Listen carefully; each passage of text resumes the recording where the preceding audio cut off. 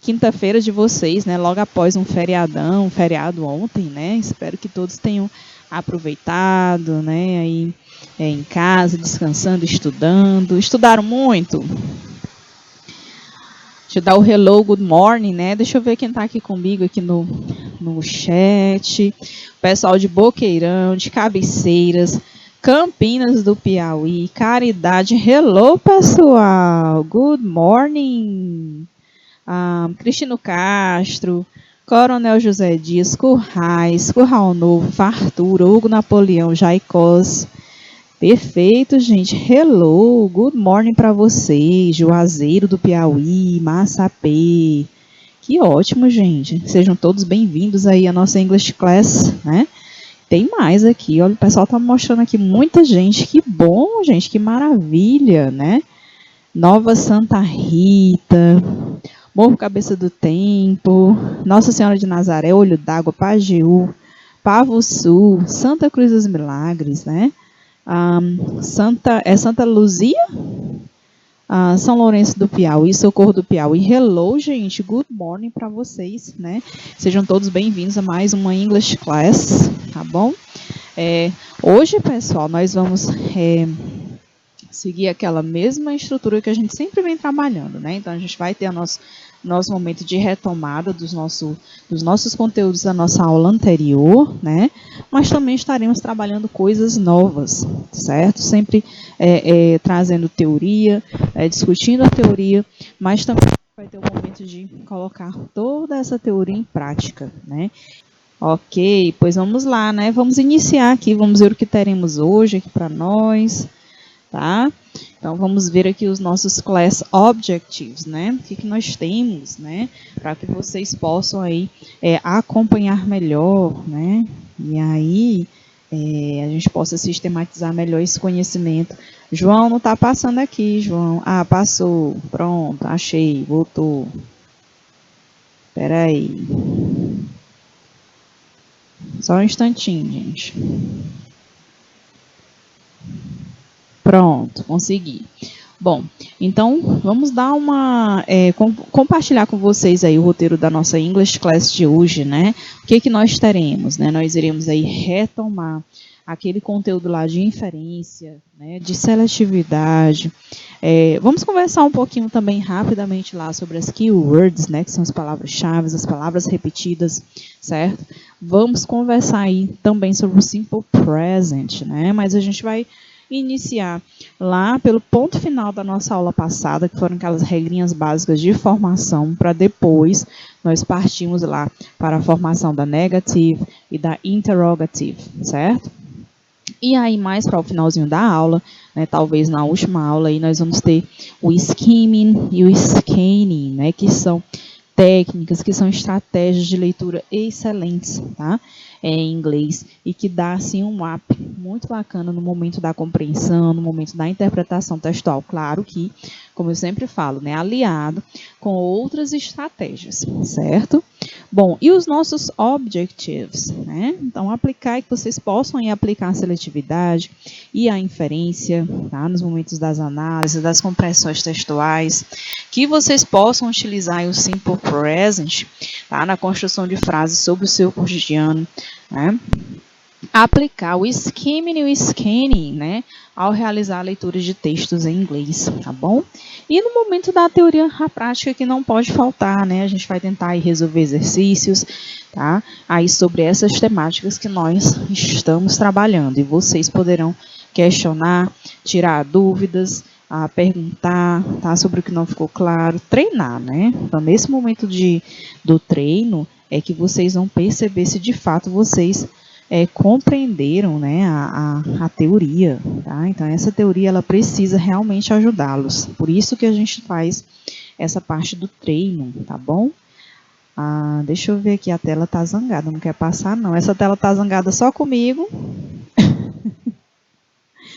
Mas eu já vou... já foi. Pronto, deu certo aqui, né? Então, vamos fazer a nossa review, né? Que é começar exatamente pelo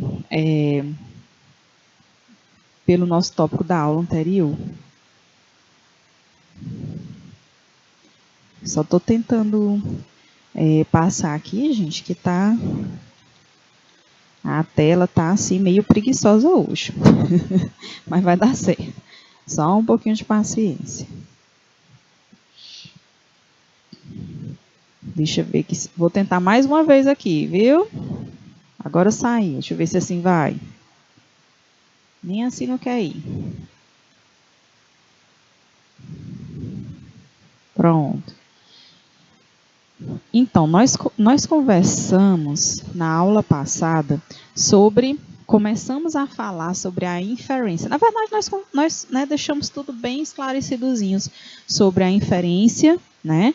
O que vocês lembram sobre inferência, pessoal? O que vem aí na mente de vocês quando a gente fala de inferência? O que vocês compreenderam pela nossa conversa da aula passada? Vamos ver o que vocês lembram. Vocês lembram sobre essa palavra inferência? O que é inferência textual? Na opinião de vocês, pela nossa conversa da nossa aula passada. Gente, inferência nada mais é que você conseguir, né, ler aquela palavra e entender o significado daquela palavra, né, no contexto na qual onde ela está, não é isso? E aí, o que acontece? Né, fazer inferência nos ajuda demais, né? Em que sentido? Vocês podem facilitar e agilizar a compreensão textual de vocês, tá? Não necessariamente recorrer logo ao dicionário, né? Inferir, quando a gente usa a técnica da inferência, o objetivo é exatamente esse, né? Aí que a gente consiga agilizar as nossas leituras, a nossa compreensão textual, sem necessariamente ter que recorrer a todo momento ao dictionary, né? Ah, professora, por que não?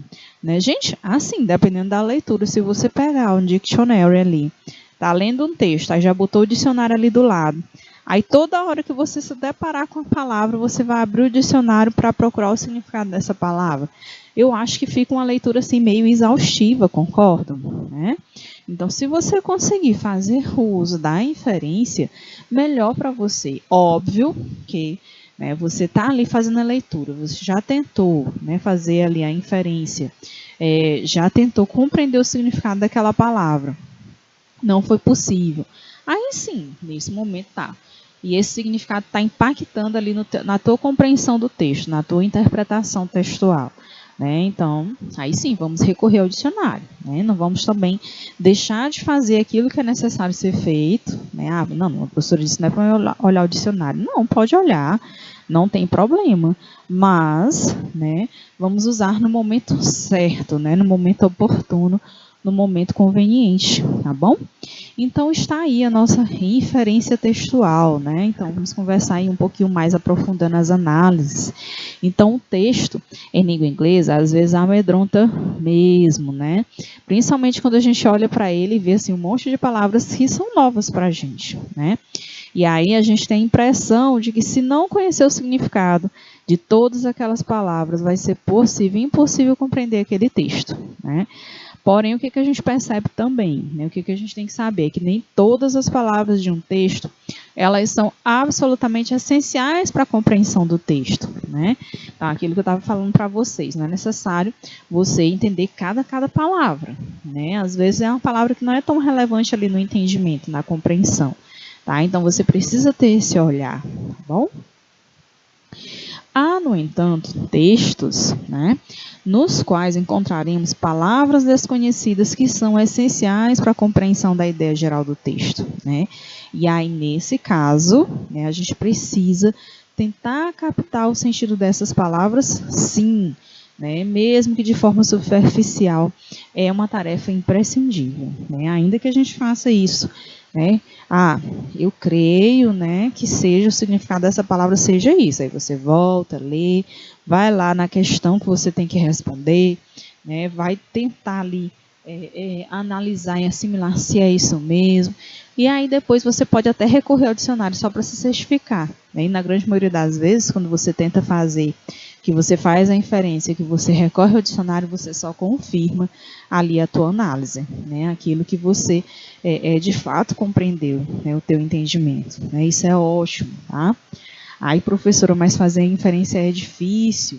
Não é tão difícil, né? Talvez, a princípio, né, quando você começa a utilizar, talvez gere um pouquinho de insegurança. Eita, será que é mesmo isso que eu estou pensando? E se não for, né? Mas isso é uma questão de prática, né? À medida que você vai lendo os textos, à medida que você vai utilizando a estratégia, você vai se sentindo mais confiante, né? Você começa a melhorar a sua estratégia de inferir. E aí, isso é prática mesmo, é com o passar do tempo, né? Por isso que é importante sempre treinar, né? E as leituras, reforçando mais uma vez, né? Façam leituras não apenas de textos na área de vocês, né, em inglês, mas textos em outras áreas também, porque as leituras, quanto mais diversificada você puder fazer, vai te habilitar ainda mais, vai te melhorar e te preparar ainda mais para as leituras dos textos na área de vocês, tá? Bom, inferir é exatamente fazer uso do conhecimento sistêmico, né? Que é o conhecimento do todo ali do texto, é o conhecimento semântico, é o conhecimento sintático, é o conhecimento textual da língua, né? Então, tudo isso aliado ao conhecimento prévio, né? Para deduzirmos o significado de uma palavra através do contexto, das palavras vizinhas e ou posteriores a ela, sem ter que recorrer de imediato ao dicionário, né? Então, lembre-se que quando vocês fazem as inferências, vocês podem se munir, utilizar de suporte aquelas palavras que estão próximas, né? Observando se são palavras cognatas, observando de repente se ali, próximo a ela, existem outras palavras que vocês já conhecem o significado. Então, aí vão ser ferramentas que vão te ajudar no momento de fazer a inferência daquela palavra, tá? Então, nesse sentido, o leitor deve sempre lançar mão do seu próprio conhecimento de mundo, né? A experiência de vida, ela é, sim, muito válida e ela deve ser, sim, considerada no momento das análises, nos momentos nas interpretações textuais, tá bom? Então, usem esse conhecimento de mundo de vocês, né? A noção que vocês têm, a experiência de vida, tá? Bom, e quando a gente faz a inferência textual, né, a gente utiliza aí alguns recursos, né, que nós já até conversamos agora há pouco, né? Então, só para ficar mais claro na cabecinha de vocês. Então, nós usamos o conhecimento prévio, que é o conhecimento que você já tem, né, sobre um determinado assunto, é alguma coisa que você já leu sobre, então você já tem ali, né, algum conhecimento, alguma noção, ainda que básica, sobre aquele assunto, então vocês podem utilizar esse conhecimento prévio ao fazer a inferência textual. Outro ponto, outro recurso, o próprio contexto semântico, né, que é o significado do texto, né, é o sentido global do texto, né, você olha para o texto, em algum momento você já percebe ali, né, quais são os elementos que vão fazer parte ali da ideia geral daquele texto, né, então quando você utiliza esse contexto semântico, também vai te ajudar bastante na hora da inferência textual, tá? Outro aspecto, o contexto linguístico, gente, sim, né? Então, você vai identificar ali, né, o verbo, vai identificar ali se tem um adjetivo, onde é que ele está, se é um advérbio, né? Então, isso vai te ajudar também na hora da inferência. Às vezes você olha para a palavra, você já sabe, mas essa palavra aqui, ela não é um verbo, eu acho que ela é um substantivo. Deixa eu dar uma lida de novo aqui. E aí você vai pegando as ferramentazinhas de apoio, que é os cognatos, que são aquelas palavras que você já conhece, para te ajudar no momento de fazer a inferência, tá? Outro aspecto é o contexto não linguístico, né? Então, quando a gente fala de contexto não linguístico, nada mais é do que as informações não verbais, né? Que nós conversamos sobre a linguagem não verbal, né? Que são as imagens, são os gráficos, né? São fotos que tem ali, né? Gravuras, enfim, esses elementos, né? Que não estão ali em palavras, né? Mas que significam muita coisa no texto. Eles não foram colocados ali de forma aleatória, né? Então, eles vão nos ajudar, sim, na hora de fazer a compreensão textual. O próprio conhecimento, gente, sobre a organização textual, né? É observar ali a disposição do título, se naquele texto tem um subtítulo, né? Como estão organizados os parágrafos, né? Se esses parágrafos ali, dentro dos parágrafos tem algum tópico, né? Apareceu algum tópico ali dentro dos parágrafos. Então, esse conhecimento em relação à organização do texto também vai ajudá-los, tá? A ficar mais confiantes em relação à inferência, né, da palavra, ok?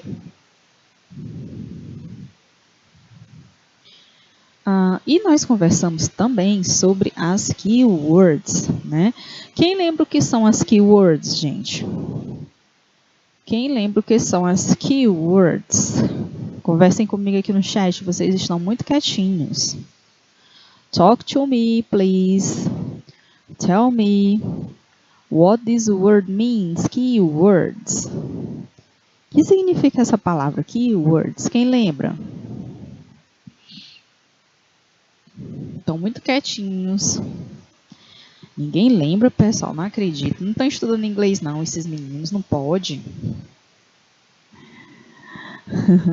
Pronto. Nossa Senhora de Nazaré disse que lembra, né?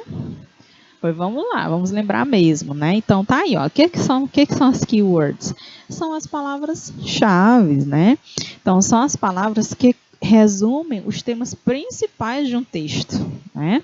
Elas identificam ideias e temas principais e servem de referência em um texto, tá?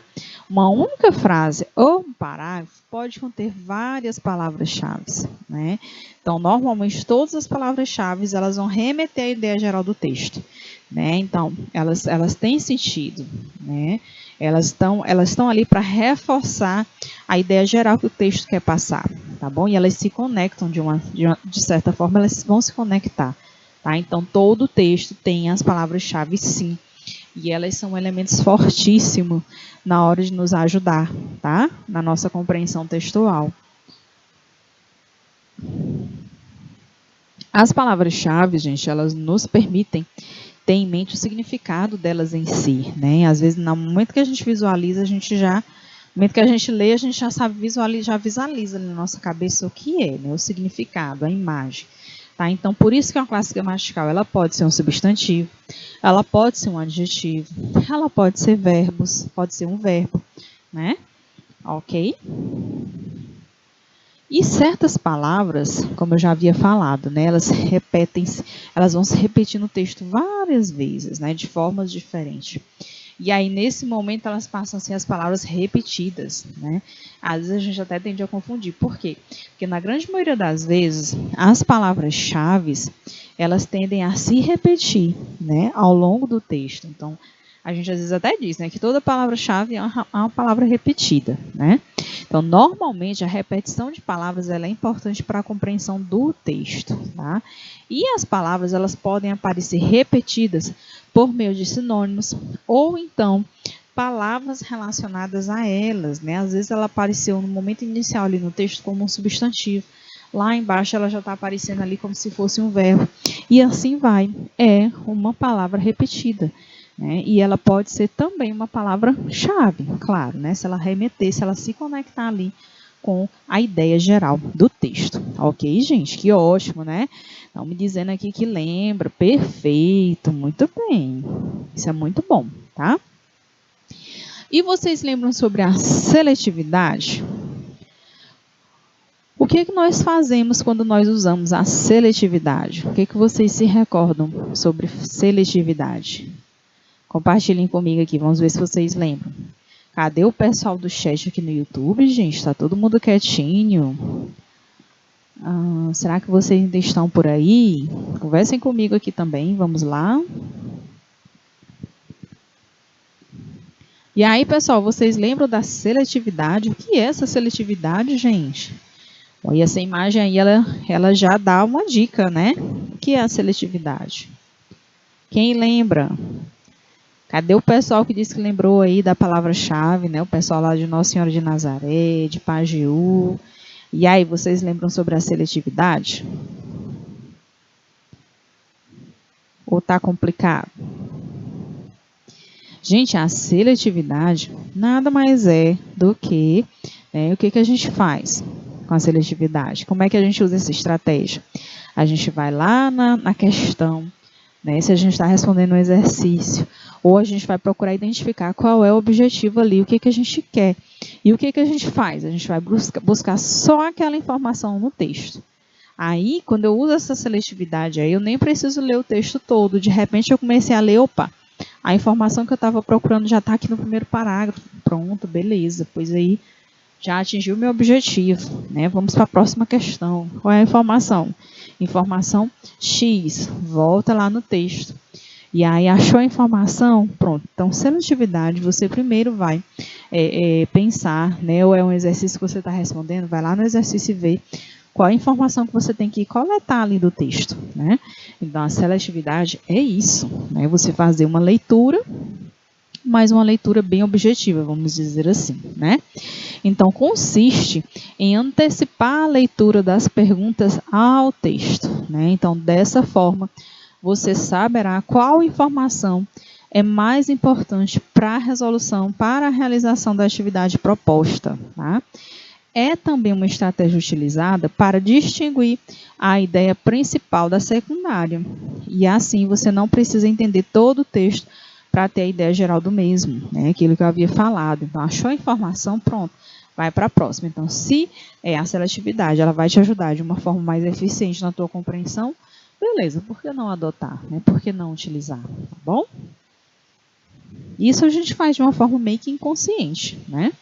Então, a ideia central dessa estratégia é que você não precisa entender todas as palavras do texto para compreendê-lo. Ela permite separar o que é pertinente para os interesses do leitor ou para a atividade proposta de uma forma mais sistemática, né? E aí, pessoal, lembrando, né, eu sempre gosto de reforçar, vocês podem utilizar as diversas estratégias de interpretação textual, de compreensão textual, né, claro. É óbvio que, dependendo do seu objetivo, né, do que você busca ali naquela leitura, então você tende a selecionar algumas que vão te ajudar mais, né? Hoje nós vamos ver o skimming e o scanning, e aí vocês vão perceber que vocês já têm utilizado essas estratégias, né? Vocês só não sabiam que estavam usando, mas vocês já usam de uma certa forma, né? E óbvio que aliado com outras estratégias. Então, dificilmente a gente usa uma estratégia só, né? Às vezes eu tenho feito alguns exercícios com vocês, mas eu tenho certeza que vocês vão perceber que a gente aplica uma determinada técnica ali na resolução, mas as outras, o entendimento das outras, né, ajuda vocês na hora de vocês aplicarem determinadas estratégias. Na verdade, elas se complementam, né, elas dão suporte, né, e elas nos ajudam na hora das análises e das interpretações. Pessoal, agora nós entraremos no Simple Present Tense. Alguém tem alguma pergunta a fazer em relação a essas estratégias que nós conversamos na aula passada e que acabamos de revisar? Tá tudo tranquilo?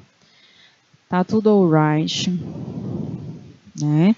Então, só refrescando a memória de vocês, nós conversamos aí, revisamos a inferência textual, né? Conversamos sobre as keywords, que são as palavras-chave, conversamos também sobre as palavras repetidas e agora conversamos sobre a seletividade, né? Então, foram as estratégias que nós trabalhamos na nossa aula anterior, né? E que revisamos agora no início da nossa aula, tá bom? Tá tudo tranquilo em relação a elas? Podemos ir para o Simple Present Tense. Ok, pois vamos lá. Então, vamos conversar agora sobre o Simple Present Tense, né? Então, esse primeiro momento, a gente vai fazer, como eu já havia falado para vocês, né? A review da parte introdutória do Simple Present Tense, tá? E aí, logo em seguida, a gente entra com a outra parte, né? Falar um pouco sobre a affirmative form, a interrogative form, tá? E vamos exercitar, né? Vamos treinar, tá? Esse tempo verbal, tá bom? Ok? Tudo tranquilo? Posso? Vamos lá. Gente, então assim, como eu já havia falado, né? Então, o Simple Present, eu acho que ele é um tempo verbal que nós usamos bastante na língua inglesa, né? Quando a gente fala de, né, tempo verbal no presente, tá? Então, porque a gente usa, existem vários usos desse simple present, né? Então, isso faz dele um tempo bastante importante na língua inglesa, né? E aí ele é bem, vamos dizer assim, a gente precisa entender, né, essas regras de formação do simple present, certo? E especialmente na forma afirmativa, né, onde vocês costumam ter um pouquinho mais de dificuldade, mas creio que por conta da prática, né, precisam treinar, precisam exercitar mais para não esquecer, tá bom? Então, o simple present, ele é um tempo verbal usado quando a gente fala sobre o nosso dia a dia, sobre o nosso cotidiano, né? Ele corresponde aí ao presente indicativo da língua inglesa, tá? E ele é formado pelo verbo principal na sua forma base, tá? E nas formas, isso na forma afirmativa, né? E aí a gente vai usar o auxiliar do ou das na forma negativa e na forma interrogativa, né? Aí, professora, do ou das, como assim? Explique. Calma, a gente vai já chegar lá, tá bom? Vocês vão entender por que a gente precisa usar ou um ou outro. Vai depender da estrutura da frase. Vocês entenderão, tá? Bom, e aí a gente emprega o simple present nas situações aí do nosso cotidiano. A gente emprega o simple present para descrever verdades, fatos, para especificar as características físicas ou estados emocionais, né?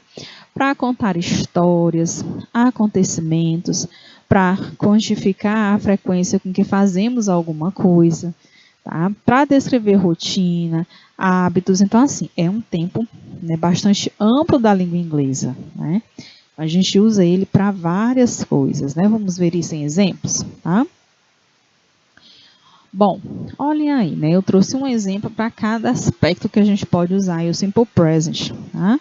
Então, nós temos aí, ó, Peter has breakfast at work, né? Então, Peter toma café, né? O café da manhã dele aí no trabalho, né? Então, aí nós estamos falando de quê? Estamos falando de hábito, estamos falando de rotina, tá bom? Outro exemplo, the earth turns around the sun, né? Então, a Terra gira em torno do Sol. Isso é o que, gente? Isso é um fato, né? Isso é uma verdade, tá bom? Outro exemplo, my parents aren't very tall, né? Então, os meus pais não são muito altos, né? Aí eu estou usando o simple present para o quê? Para falar sobre um aspecto físico, tá? Outro exemplo, outro uso, she seems happy today. Ela parece feliz hoje. É o quê? É um estado emocional, né? We don't go to cinema very often, né? Nós não vamos ao cinema com muita frequência, né? Então, estou falando de algo aí da rotina relacionado com a frequência, né? É um hábito, tá bom? Então, em todos esses exemplos aí, nós temos o simple present, tá bom? Olha só como é amplo, né, o uso desse tempo verbal. E aí nós conversamos sobre as principais regras, né? Que é aqui onde eu quero chamar a atenção de vocês, tá bom? Então, cuidado com as regras de uso do simple present, tá? Ah, professora, mas a gente vai usar mais em textos, a gente vai mais usar nas compreensões textuais. Exatamente, né? Mas não se iludam. Vocês vão usar, mas no momento que vocês fizerem a leitura, vocês vão ter que observar se ali for usado um simple present, está na negativa, está na afirmativa, ele está dizendo que sim ou ele está dizendo que não, né? Quem é a pessoa que está executando a ação lá? Então, se você não atentar, né, para as regras de formação do simple present, pode ser que se impacte na hora da tua análise textual, na hora da compreensão que você estiver fazendo. Certo? Já pensou ali, se cair numa pegadinha num concurso, né? Aí eu não quero isso jamais, né? Eu quero que vocês tenham aí sucesso, que vocês tenham êxito aí nos estudos da língua inglesa, tá bom? Então vamos lá, né? A primeira regra, né, fala o quê, né? Que o verbo ele vai sofrer uma flexão, né? Às vezes os meninos dizem assim, professor, o verbo vai para o plural. né? Na verdade, é uma flexão, né? Porque ele recebe lá no finalzinho, ele pode receber o S, ele pode receber o ES, né? Ou IES, dependendo da terminação do verbo. A canetinha tá zangada aqui, João, quer riscar não. Mas vamos lá. Ó, o verbo ele vai sofrer a flexão nas terceiras pessoas do singular. Quem são essas terceiras pessoas, gente? É o he, o she e o it, tá? Não esqueçam jamais. Quem são as terceiras pessoas do singular? O he, o she ou o it, tá? Então, o que é que acontece? O verbo sofre uma flexão quando você achar uma frase na forma afirmativa com essas pessoas, tá? Aí, ó, por exemplo, deixa eu ver se a canetinha risca agora. Risca não, tá zangada.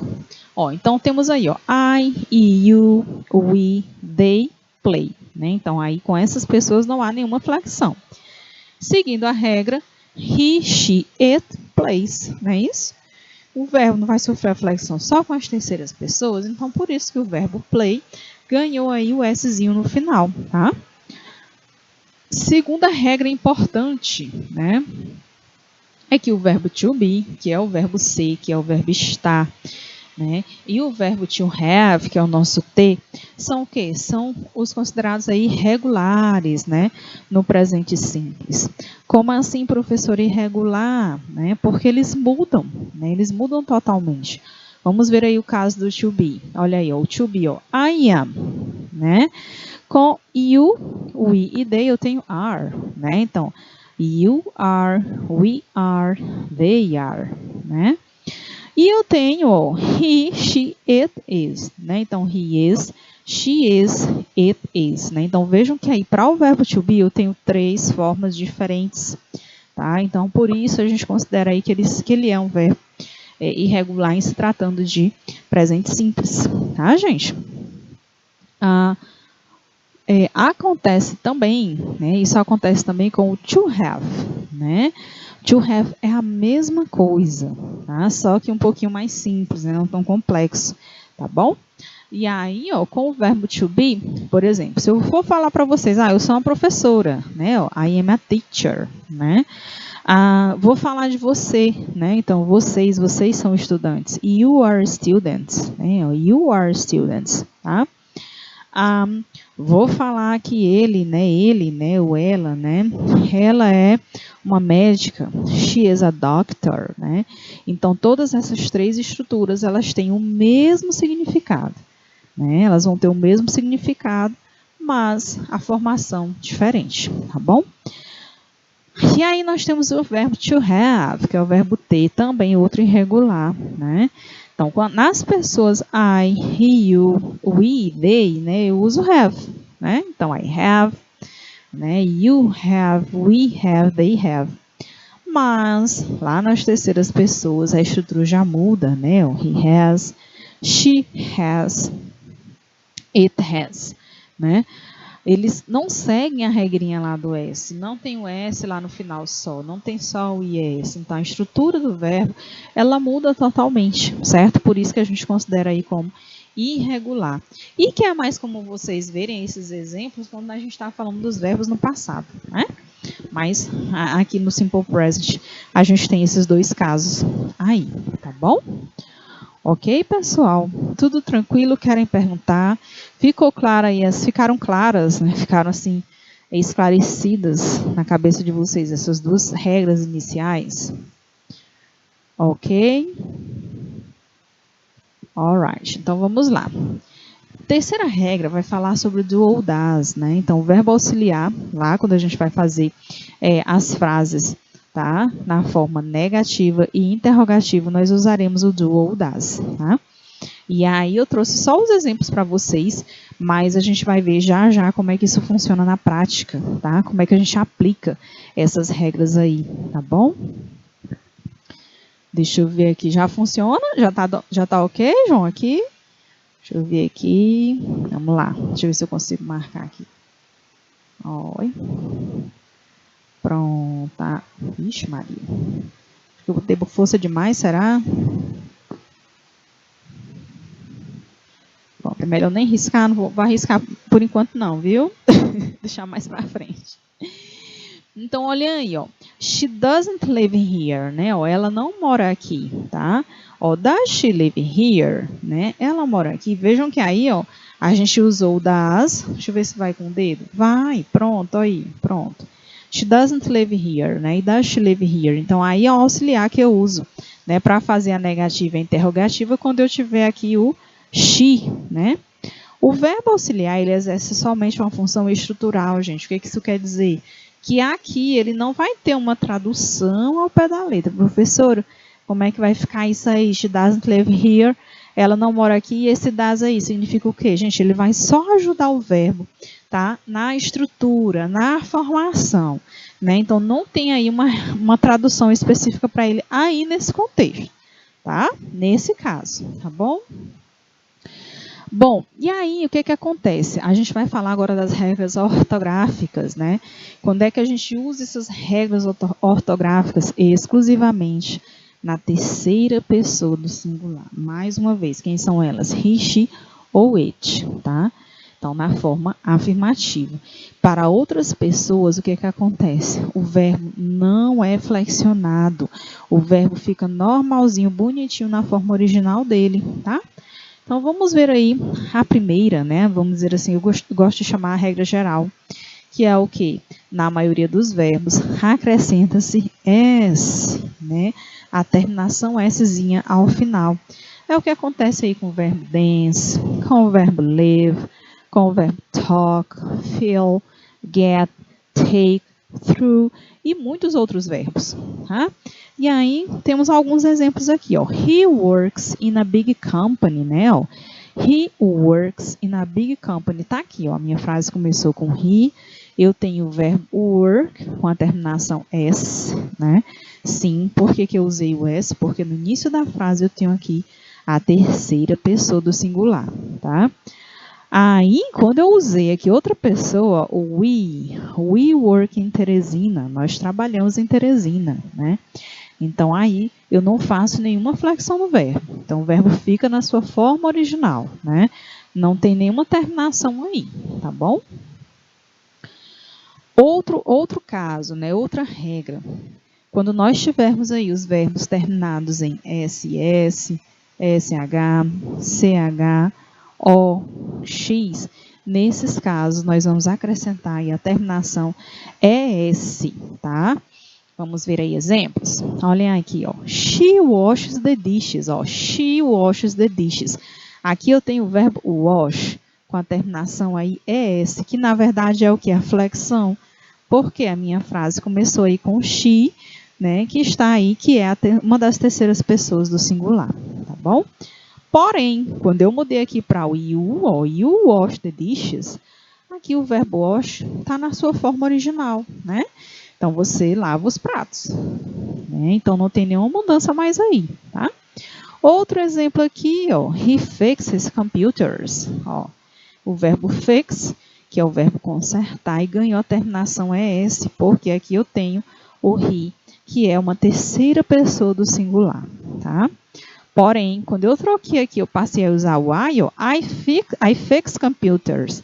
Então, aí nesse caso não tem mais mudança, né? Então, eu conserto computadores, eu faço manutenção, eu reparo computadores, né? Então, nesse caso aí, o verbo fica na sua forma original bonitinho, né? Sem nenhuma mudança no final. Tudo bem, gente? Até aqui, querem perguntar? No questions? Perfeito. A outra regra que nós conversamos foi a regra quando os verbos terminarem em consoante mais y, né? O que eu faço? Vou tirar esse y e vou acrescentar aí a terminação IS, né? Com essa terminação IS, né? Como é que eu faço? Lembrando que as regras ortográficas a gente só aplica quando as frases estiverem na afirmativa com as terceiras pessoas do singular, né? Que é o he, o she ou o it, né? Então, aí, ó, a gente temos exemplos, né, com essas pessoas que nós vamos ver já, depois do nosso um minutinho de break, tá bom? Até já, pessoal!